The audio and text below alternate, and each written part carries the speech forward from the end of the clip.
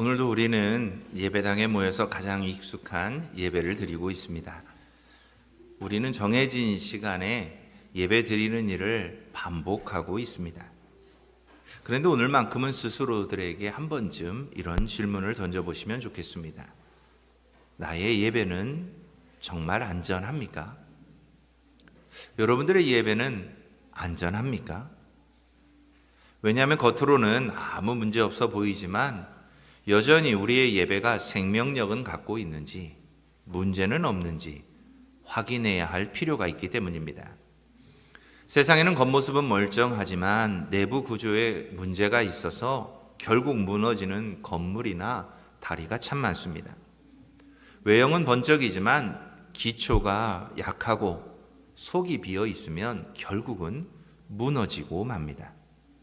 예배도 마찬가지입니다. 겉으로 보기에는 아무 이상 없어 보여도 그 중심인 하나님과의 관계가 깨어지면 그 예배는 이미 충분히 위험한 상태입니다. 예배가 무너지면 삶도 무너집니다.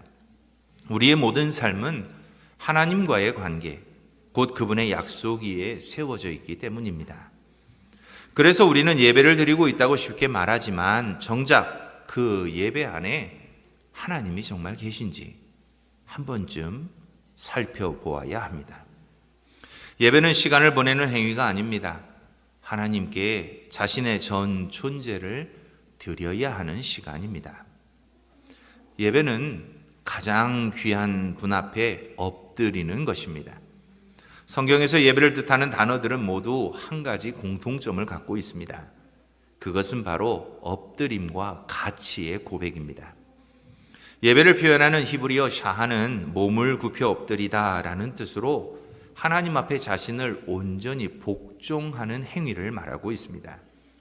헬라어로는 프로퀴네오라고 하는 단어를 쓰는데 입맞추다, 경배하다라는 뜻으로 주권자 앞에서 충성과 사랑을 맹세할 때 하는 행위를 말합니다. 그리고 영어로 예배를 말할 때 worship이라고 하는데 이 worship이라고 하는 단어는 worth, 가치라고 하는 단어에서 나온 단어입니다. 누구를 가장 가치 있게 여기는가를 결단하는 것이 예배입니다. 결국 예배는 하나님을 내 삶의 가장 궁극적인 가치로 인정하며 충성을 맹세하고 그 앞에 엎드리는 전인격적인 고백입니다. 그래서 예배는 단순히 감정의 분위기나 형식이 아닙니다. 하나님께서 내 삶의 중심이십니다 라고 고백하는 인생의 선언이어야 합니다. 그래서 영국의 신학자인 윌리엄 템플은 이렇게 말합니다. 예배는 하나님께 나의 최선을 드릴 때 모든 것이 제 자리를 찾아가는 행위입니다. 예배는 천지 만물을 창조하시고 보시기에 좋았더라 말씀하셨던 것처럼 하나님을 우리의 삶의 최우선의 자리에 모심으로 창조의 질서를 따라 우리의 삶이 가치 있게 재정렬되는 것이 예배입니다. 그런데 안타깝게도 오늘날 이 예배의 본질적 가치는 점점 희미해지고 있습니다. 하나님의 언약의 통로이자 하나님과의 관계를 바로 세우는 예배가 이제는 형식과 예배자의 편의만을 추구하고 있기 때문입니다. 그래서 주일 예배는 단지 일요일의 일정표의 한 칸이 되었습니다. 온라인 예배는 클릭 한 번이면 시청 가능한 여러 콘텐츠 중에 하나로 전락하게 되었습니다. 편리함은 늘었습니다. 그러나 하나님에 대한 경외의 마음은 점차 예배자들의 마음에서 희미해져 가고 있습니다. 찬양은 쉽게 넘기고 설교는 취향에 맞지 않으면 스킵합니다. 그저 건너뛰면 됩니다. 예배는 더 이상 하나님께 가치 있는 것을 드리는 것이 아니라 그저 보고 듣는 것으로 변해버렸습니다. 이처럼 이 시대의 예배는 우리들 모두에게 너무나도 익숙해져 버렸습니다. 그래서 위험합니다. 주일이면 예배당에 앉아 있지만 마치 자동 항법장치에 의존한 배처럼 하나님을 향한 방향 감각을 상실해 버렸기 때문입니다. 놀랍게도 우리가 예배를 버린 것은 아닙니다. 그러나 예배에 있어야 할 중심이 사라졌습니다. 겉으로는 예배를 드리지만 마음은 이미 하나님이 아닌 다른 것에 빼앗겨 버렸습니다. 그렇게 이 시대는 예배를 포기한 시대가 아닙니다. 하나님보다 다른 것들을 더 안전하다고 여겨 붙잡고 살아가는 시대입니다. 그러다 보니 예배가 지닌 생명력이 점차 사라지고 있습니다. 우리의 예배는 우리가 알지 못하는 사이에 점점 위험해지고 있습니다. 그래서 오늘의 질문이 필요합니다. 당신의 예배는 정말 안전하십니까? 여러분의 예배는 정말 안전하십니까? 오늘 본문인 요한복음 4장은 예수님께서 사마리아를 지나가시며 한 여인을 만나시는 장면의 일부입니다. 예수님은 유대인들이 멸시하던 사마리아 여인에게 다가가 물을 요청하심으로 대화를 시작하십니다. 당시 유대인들은 사마리아 사람들을 부정한 존재로 여겼습니다. 그래서 율법적 정결을 위해서 철저하게 피했습니다. 그러나 예수님은 그런 경계를 넘어서서 그 여인에게 직접 말을 건네십니다. 그때 여인은 예수님께 이렇게 묻습니다. 우리 조상들은 이 산에서 예배하였는데 당신들은 예배할 곳이 예루살렘에 있다 하더이다. 겉으로는 예배의 장소를 묻는 질문입니다. 그러나 그 안에는 그 여인의 아주 깊은 갈망이 담겨 있습니다. 내가 드리는 예배가 정말 하나님께 닿고 있습니까? 라는 질문입니다. 예수님은 그 여인의 갈망을 아셨습니다. 그래서 이렇게 답변하십니다. 여자여, 내 말을 들으라. 이 산에서도 말고 예루살렘에서도 말고 아버지께 참되게 예배하는 자들은 영과 진리로 예배할 때가 오나니 곧 이때라. 아버지께서는 자기에게 이렇게 예배하는 자들을 찾으시느니라. 하나님은 영이시니 예배하는 자가 영과 진리로 예배할지니라. 예수님은 어디에서 예배하느냐, 그것보다 어떻게 예배하느냐, 무엇을 드리느냐보다 누가 드리느냐를 강조하고 있습니다.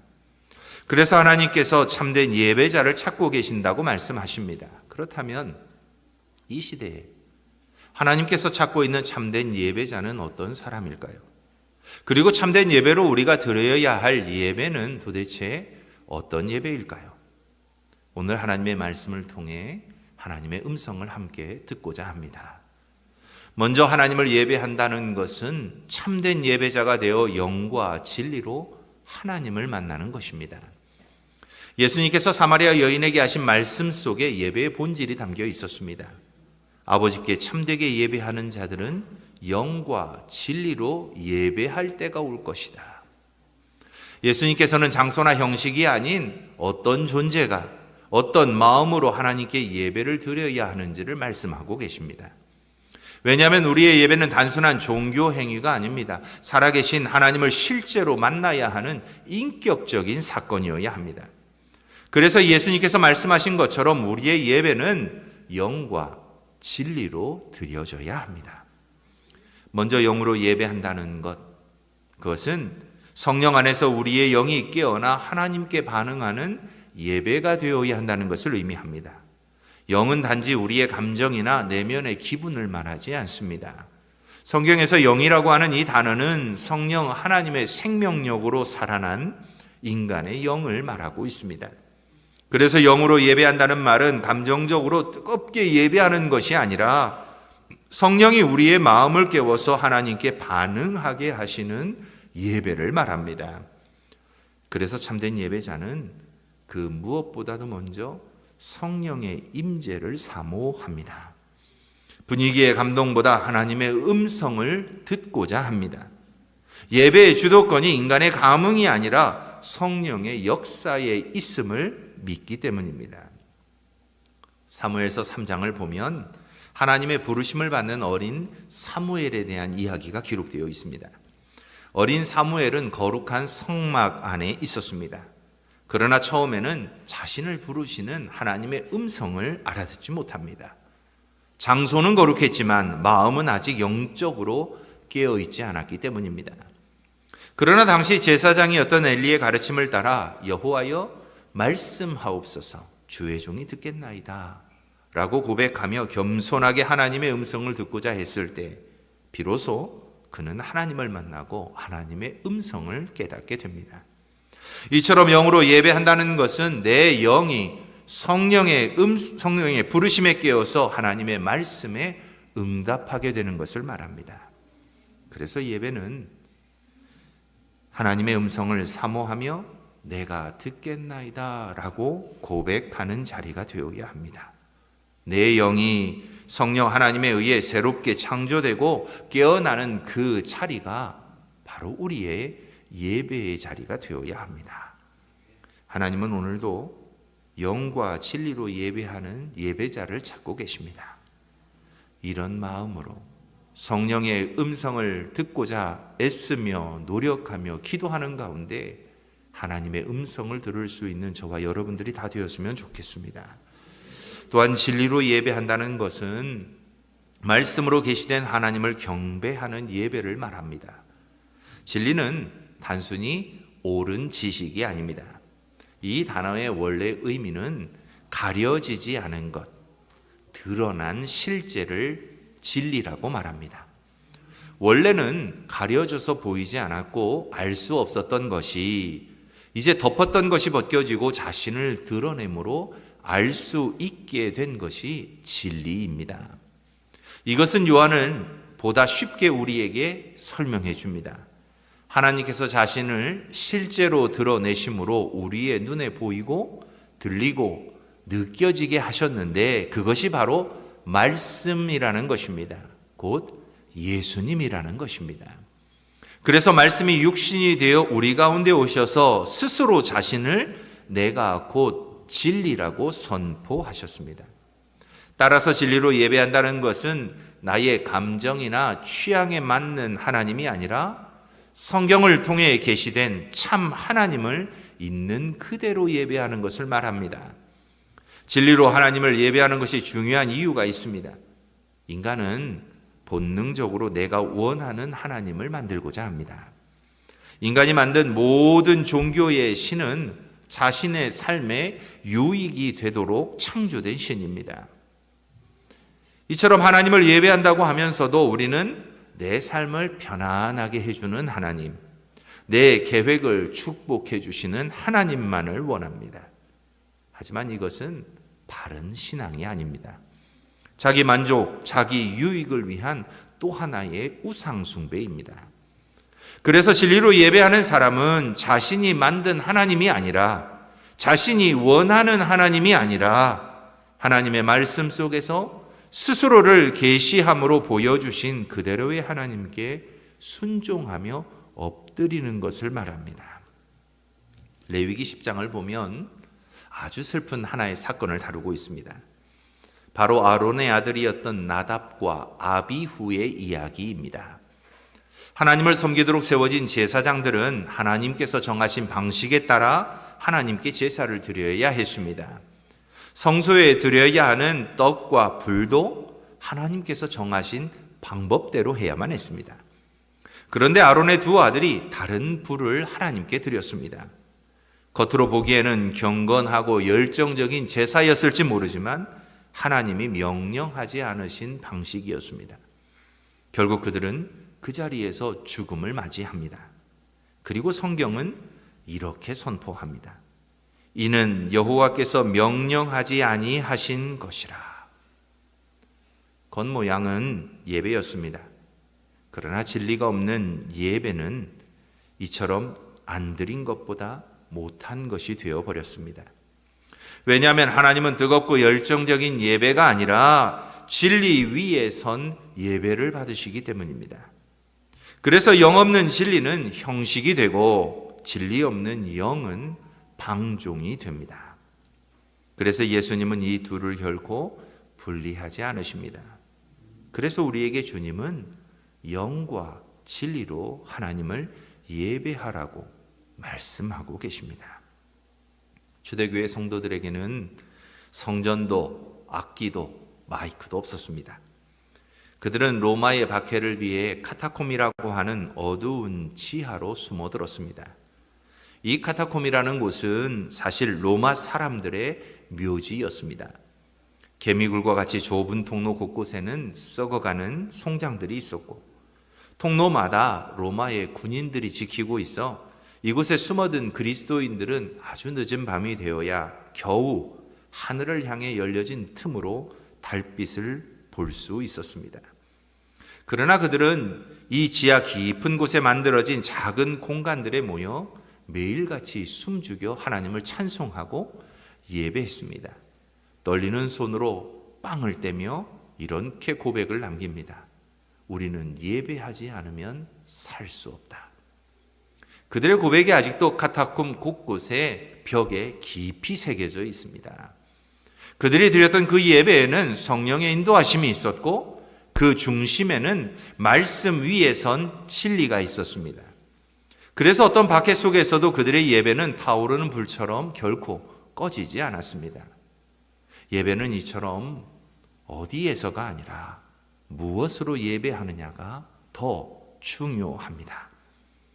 예배는 행사가 아닙니다.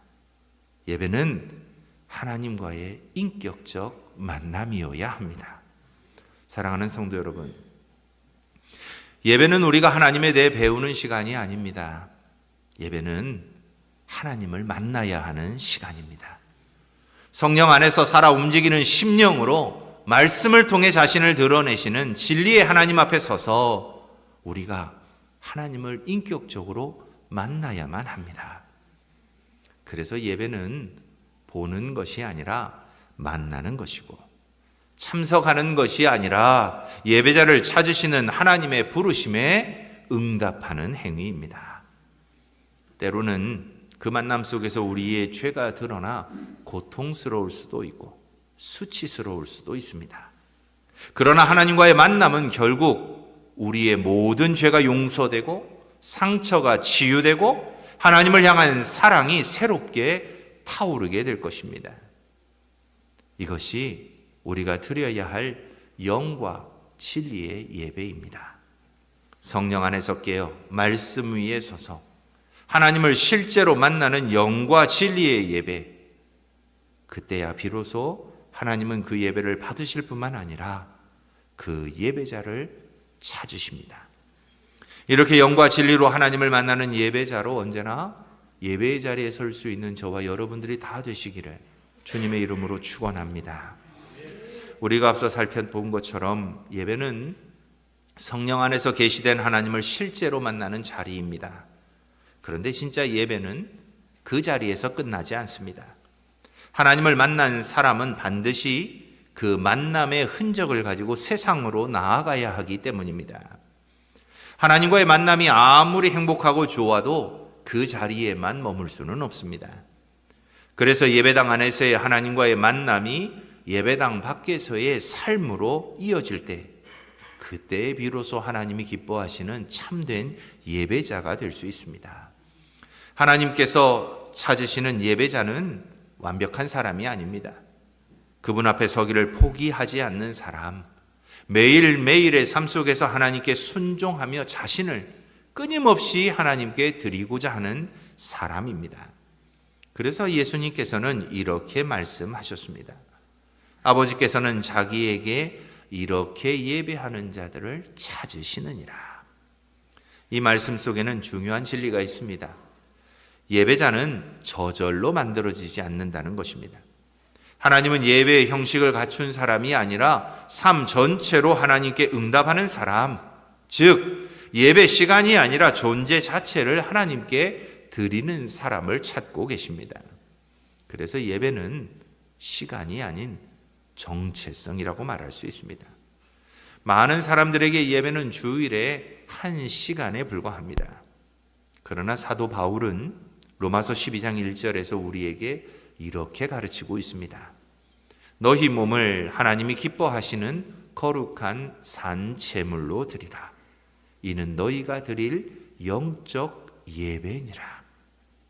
바울은 예배를 삶의 행위로 정의합니다. 그래서 그에게 예배란 단지 예배당에서 드리는 1시간이 아닙니다. 매 순간 내 존재를 하나님께 제물로 올려드리는 것이었습니다. 따라서 참된 예배자는 예배하러 교회에 오는 사람이 아닙니다. 삶 속에서 이미 예배자로 살아가다가 하나님 앞에 모이는 사람들이어야 합니다. 그래서 이런 참된 예배자는 일상에서 하나님을 주인으로 삼고 모든 선택을 하게 됩니다. 2021년 LG전자의 회장인 구자균 회장이 인터뷰를 했던 기사가 있습니다. 그는 하나님을 주인으로 삼고 예배하는 삶이 어떤 것인가를 우리에게 이렇게 알려주고 있습니다. 그는 수천억 원 규모의 프로젝트를 앞두고 한 가지 시험대에 서야만 했습니다. 그 프로젝트를 수주하기 위해서는 현지의 관행상 일부 금전적인 접대가 필요하다는 압박을 받았기 때문입니다. 그러나 그는 하나님 앞에서 그 부정을 결코 받아들일 수 없었노라고 고백합니다. 결국 그 계약은 무산되고 맙니다. 그러나 그는 기자와의 만남에서 이렇게 고백합니다. 많은 것을 손해봤지만 저는 제 삶의 주인이 누구이신지를 분명하게 깨닫게 되었습니다. 이것이 삶으로 드리는 예배입니다. 찬양도 설교도 없었지만 하나님은 그 결단을 예배로 받으셨기 때문입니다. 이처럼 예배는 하나님이 주인 되심을 선택하는 삶의 태도입니다. 그리고 이런 선택을 통해 하나님은 우리의 평범한 일상을 거룩한 제단이 되게 하십니다. 그래서 예배는 우리의 시선의 전환을 가져옵니다. 참된 예배자는 시선을 땅에서 하늘로 바꾸기 때문입니다. 참된 예배자는 세상의 평가보다 하나님의 인정을 더 소중하게 여기게 되기 때문입니다. 이스라엘의 다윗은 언약궤를 예루살렘으로 옮길 때에 하나님의 임재가 다시 돌아오는 기쁨에 온 힘을 다해 춤을 춥니다. 그때 그의 아내 미갈은 그것을 보고 비웃으며 책망합니다. 아마도 다윗이 너무나 기뻐서 춤을 추다 보니 그의 벗었던 몸이 다 드러났던 것 같습니다. 그런데 다윗은 이렇게 고백합니다. 이는 내가 여호와 앞에서 한 것이니라.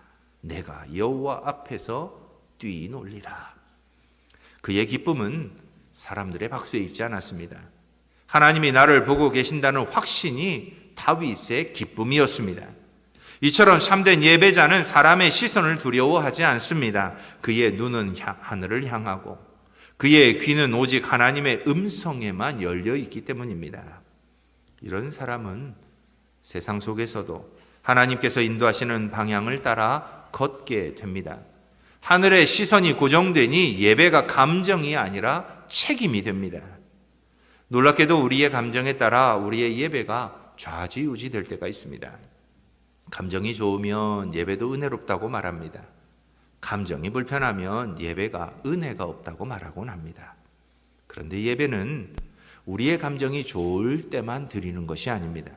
진짜 예배는 감정이 아니라 헌신과 순종의 책임이기 때문입니다. 많은 목회자에게 큰 영향력을 끼쳤던 팀 켈러라고 하는 목사님이 있습니다. 수많은 저술 책들이 우리 한국어로도 번역되어 나와 있습니다. 그는 2023년 72세의 나이로 별세했습니다. 그런데 그가 사망하기 전 한 인터뷰 자리에서 이렇게 고백합니다. 기도할 힘도 찬양할 힘도 없었습니다. 그럼에도 나는 그저 예배의 자리에 있었다고 생각했습니다.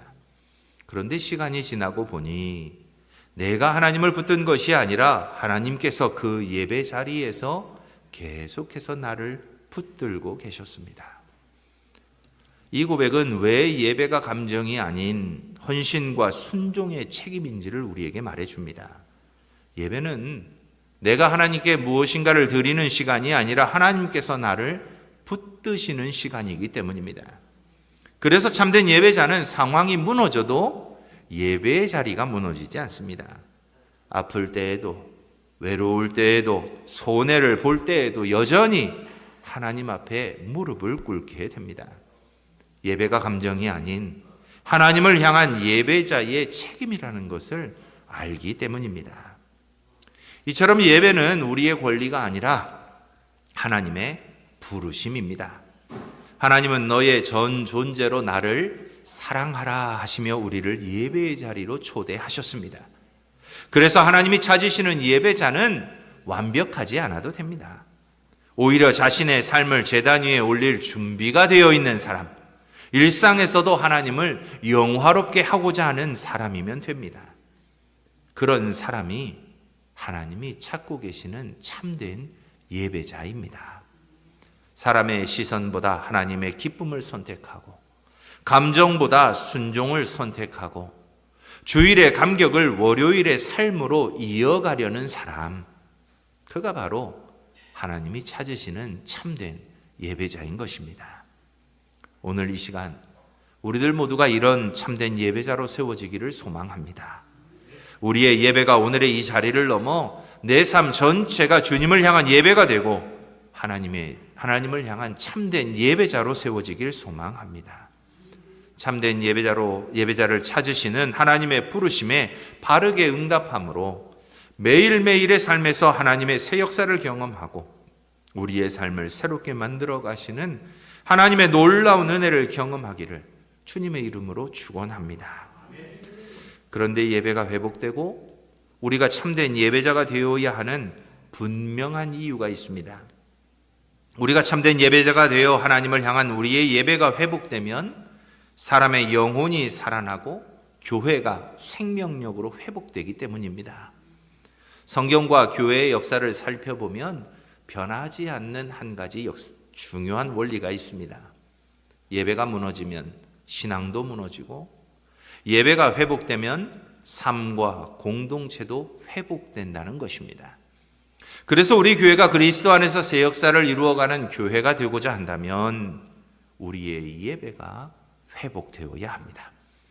우리가 하나님이 찾으시는 참된 예배자로 세워져야 합니다.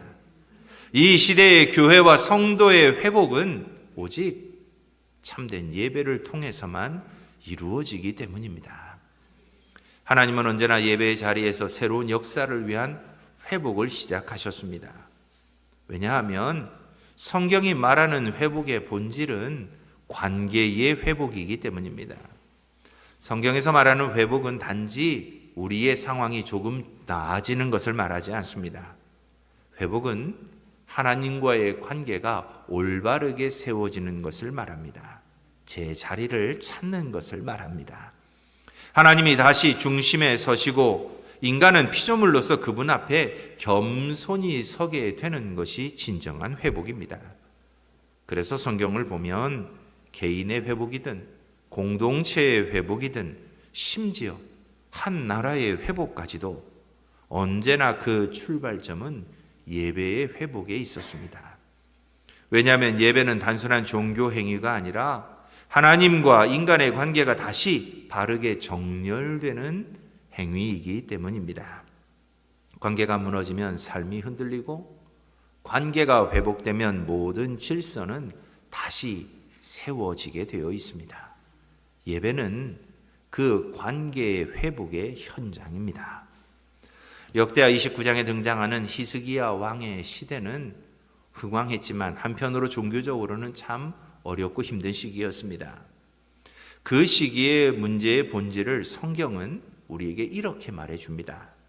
우리 조상들이 범죄하여 여호와의 전에서 얼굴을 돌리고 등을 돌렸도다. 그들의 문제는 하나님을 모르는 것이 아니었습니다. 하나님을 부정하는 것도 아니었습니다.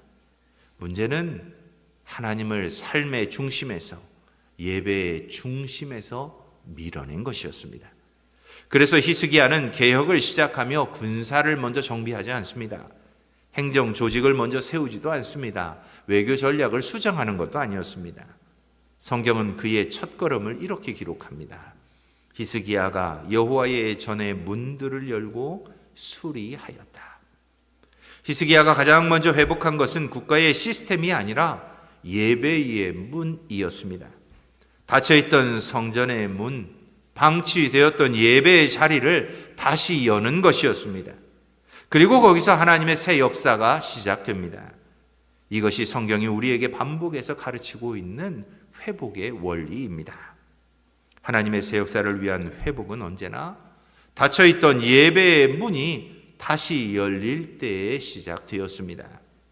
그렇다면 왜 예배가 회복의 통로일까요?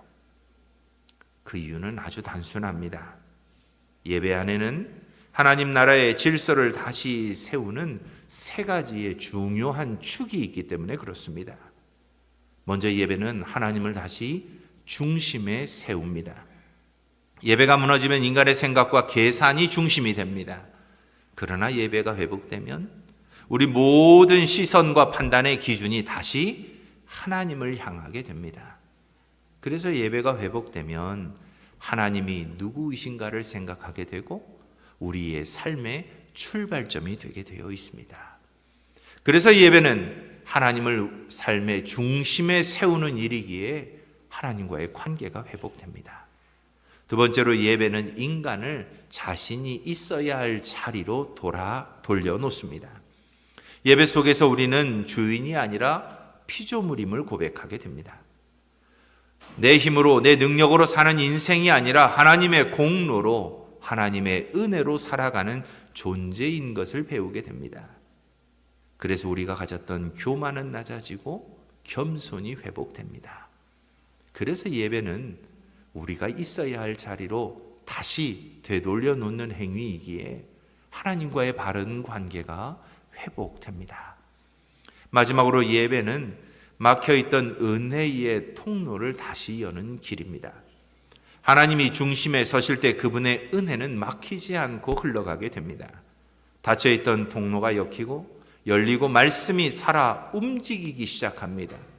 그래서 개인이 회복되고 교회가 회복되고 나라가 회복되는 것입니다. 우리의 힘과 능력으로 이루어내는 회복이 아닙니다. 오직 하나님의 은혜로 이루어지는 회복의 역사입니다. 그래서 히스기야가 예배를 회복하자 성경은 그 결과를 짧지만 우리에게 이렇게 들려줍니다. 회중이 크게 즐거워하니 이는 일이 갑자기 이루어졌음이니라. 예배가 살아나자 백성의 마음이 살아났고 공동체의 기쁨이 회복되었다고 기록합니다. 예배는 온 이스라엘을 다시 살려냅니다. 역사도 이 사실을 증명하고 있습니다. 종교개혁은 말씀 중심의 예배를 되찾는 운동이었습니다. 청교도 운동은 삶과 예배를 하나로 묶는 역사였습니다. 18세기의 영적인 대각성은 형식화된 예배 가운데 다시 하나님의 생명이 불붙듯이 붙었던 사건이었습니다. 교회는 역사적으로 단 한 번도 제도나 조직적으로 새로워진 적은 거의 없습니다. 그러나 예배로 살아나지 못한 적도 단 한 번도 없습니다. 언제나 교회를 새롭게 한 것은 예배였습니다. 하나님의 임재가 회복된 예배는 개인과 교회를 살려냈습니다. 많은 성도들이 열심히 예배도 참석하고 봉사도 하는데 예배에서 기쁨을 누리지 못할 때가 참 많습니다. 하나님을 믿는 신앙의 행위들은 여전히 변함이 없지만 잘 회복이 일어나지 않을 때도 있습니다. 왜일까요? 예배의 중심이 사라졌기 때문입니다. 신앙의 껍질은 남아있지만 그 생명력이 사라졌기 때문입니다. 기억하십시오. 성경 어디에도 교회가 더 바빠지자 회복되었다는 기록이 없습니다.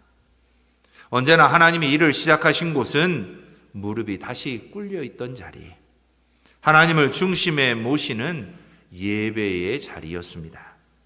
예배가 회복되는 곳엔 반드시 하나님의 새로운 역사가 일어납니다. 그래서 기쁨이 돌아옵니다. 감사가 회복됩니다. 하나님을 향한 갈망이 다시 불붙듯 일어나게 됩니다. 이것은 억지로 만들어내는 감정이 아닙니다. 하나님 앞에 다시 서는 자에게 주어지는 하나님의 은혜의 결과입니다. 히스기야 시대처럼 닫혀있던 성전의 문이 열렸을 때 백성의 찬양이 되살아납니다. 그와 같이 우리의 영혼의 문이 예배 안에서 다시 열릴 때 하나님께서는 우리 안에 새로운 생명, 새로운 방향, 그리고 새로운 기쁨으로 충만히 채워 주십니다. 사랑하는 성도 여러분, 오늘도 예배 형식을 찾지 않으시고 하나님은 참된 예배자를 찾고 계십니다. 하나님의 마음을 향해 깨어있는 사람, 감정보다는 순종을, 형식보다는 진심을, 사람의 시선보다 하나님의 기쁨을 선택할 수 있는 사람. 회복은 언제나 그 한 사람으로부터 시작됩니다. 성경의 모든 부흥은 참된 예배자 한 명 한 명이 하나님 앞에 무릎 꿇을 때 시작되었습니다. 그렇다면 오늘 우리가 하나님이 찾으시는 참된 예배자로 서기 위해 해야 할 일들이 있다면 무엇일까요? 먼저 하루의 예배를 늘 회복하시기 바랍니다. 주일 예배뿐만이 아니라 하루의 시작을 하나님께 드리는 시간을 세워 가십시오. 짧은 묵상, 감사의 기도, 하나님의 말씀 한 구절로 하루를 열어 가십시오. 삶의 리듬을 내 신체가 아닌 하나님께 맞추어 보십시오. 그러면 그것이 영과 진리의 예배의 첫걸음이 될 수 있습니다. 두 번째로 삶의 결정에서 언제나 하나님을 인정하십시오.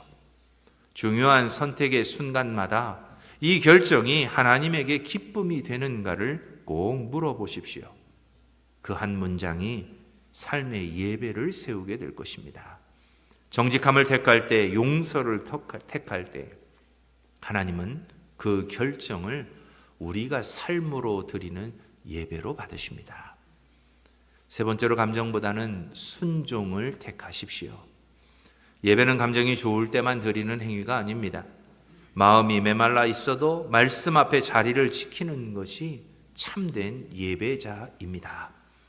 하나님은 우리의 감정의 상태보다 순종의 방향을 언제나 더 주의 깊게 보고 계십니다.